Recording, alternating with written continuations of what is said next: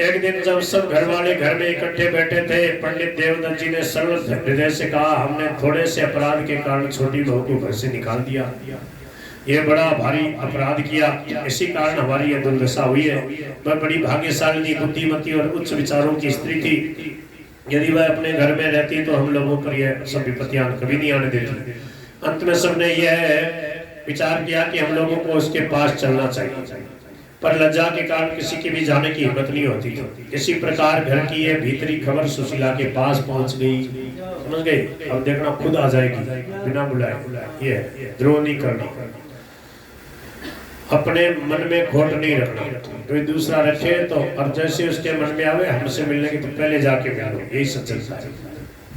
सुशीला ने सोचा मेरे घर वाले मेरे पास आना चाहते हैं, पर इसमें मेरा बड़प्पन नहीं है, इसलिए मुझे ही उनके पास चलना चाहिए। यूं सोचकर दूसरे दिन वह स्वयं ही ससुराल में चली आई और श्रद्धा, प्रेम, विनय और सरलता के साथ सबके चरणों में नमस्कार किया। उसे देखकर सब प्रसन्न हुए और साथ ही अपने कृत्य को देखकर दुखित और लज्जित हुए। सुशीला ने कहा, मैंने सुना कि आप लोग मेरे पास आने का विचार कर रहे हैं। यह सुनकर मैं ही आपके पास आ गई, क्योंकि मैं सबसे छोटी हूँ, इसलिए मेरा ही आपके पास आना उचित है। कभी कभी मेरे मन में आपकी सेवा के भाव आते, किंतु आप लोगों के द्वारा निकाले जाने के कारण यहाँ आने की मेरी हिम्मत नहीं होती थी, इसलिए आप मेरे अपराध को क्षमा करें, मैं तो आपकी सेवा करना चाहती थी। पंडित जी ने कहा, बेटी तुम्हारा तो एक मामूली अपराध था, हम लोगों ने बहुत बड़ा अपराध कर डाला। पंडित जी को क्या पता कि बहू का कोई अपराध था ही नहीं, वह तो षड्यंत्र था। घर की हालत बिगड़ जाने तथा सब पर विपत्ति आ जाने से षड्यंत्रकारी स्त्रियों का पाप कांप गया। उनके मन में ईर्ष्या के बदले पश्चाताप की आग जल उठी। वे सभी संतप्त हो गई और उन्हें निश्चय हो गया कि हमारी दुर्दशा का सच्चा कारण हमारे द्वारा निर्दोष सुशीला पर किया जाने वाला अत्याचार ही है। उनके संतप्त हृदय के तप्त अश्रु उनकी आंखों से बहने लगे। तब सोमदत्त और रामदत्त की स्त्रियों ने हाथ जोड़कर कांपते हुए कर्ण से अपनी सास से कहा, छोटी बहू का कुछ भी अपराध नहीं था। समझ में आ रही है आपको? देखो सत्य साबित हो रहा है।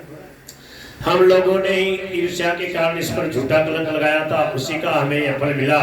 तब रोहिणी दुखित हृदय से कहने लगी, छोटी भाभी का तो कुछ भी अपराध है ही नहीं, और न बड़ी भाभियों का ही कोई विशेष अपराध है। सारे षड्यंत्र की रचने वाली, घोर अपराध करने वाली दुष्टा तो मैं हूँ।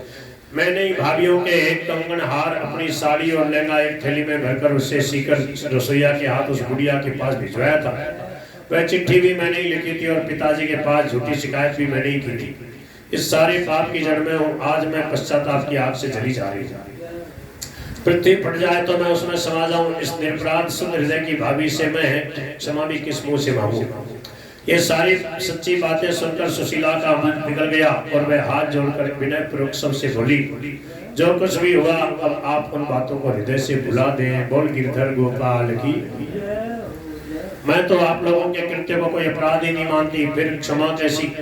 यह सुनकर उसका पति मोहनलाल फूट फूट करके रोने लगा और अपने किए हुए पर बार बार पश्चाताप करता हुआ कहने लगा, मैं धोखे से मारा गया, अब मुझे इसका क्या प्रायश्चित करना चाहिए? सुशीला ने कहा, पतिदेव देखो, पतिदेव ने निकाला था उसे, कहे पतिदेव आप किसी बात का विचार न करें, आप लोगों में किसी का भी कोई दोष नहीं है, यह तो मेरे पूर्वकृत पापों का फल है। अब आप लोग इन सब बातों को भुला दें और मुझे पहले की तरह ही अपनी दासी समझें। मेरे पास जो कुछ संपत्ति है वह सब आपकी ही है, आप उस संपत्ति को यहाँ मंगवा लें।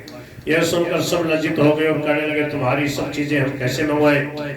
सुशीला बोली, वह सब तो आपकी ही है, मैं भी आपकी ही हूँ। यह सब ईश्वर ने हमारे भले के लिए किया है, क्योंकि यदि भगवान ऐसा नहीं करते तो आज ये संपत्ति और 1000 रुपये मासिक आय का स्थायी सहयोग कैसे बैठता?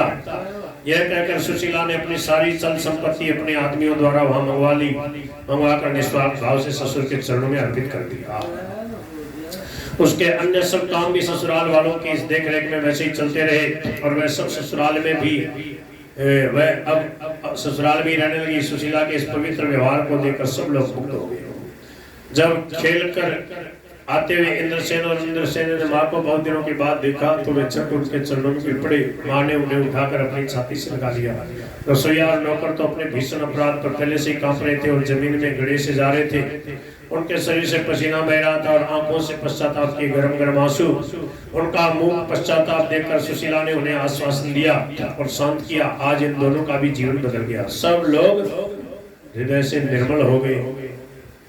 फिर सुशीला ने कहा, मैंने सुना है कि हमारे दोनों जेठ जेठानियां अलग होकर रहते हैं, किंतु उनका अलग रहना मैं सहन नहीं कर सकती। वे पहले की जो ही शामिल होकर रहने की कृपा करें।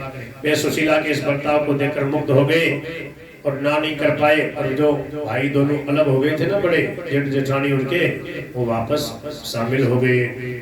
सुशीला के प्रभाव से सब सदाचारी और सच्चरित्र बन गए। उसके संबंध में जो कुछ अपवाद फैला हुआ था वह सब शांत हो गया। उनका घर अन्य सब लोगों के लिए एक आदर्श घर हो गया। थोड़ी सी हो रही। बोल गिरधर गोपाल की।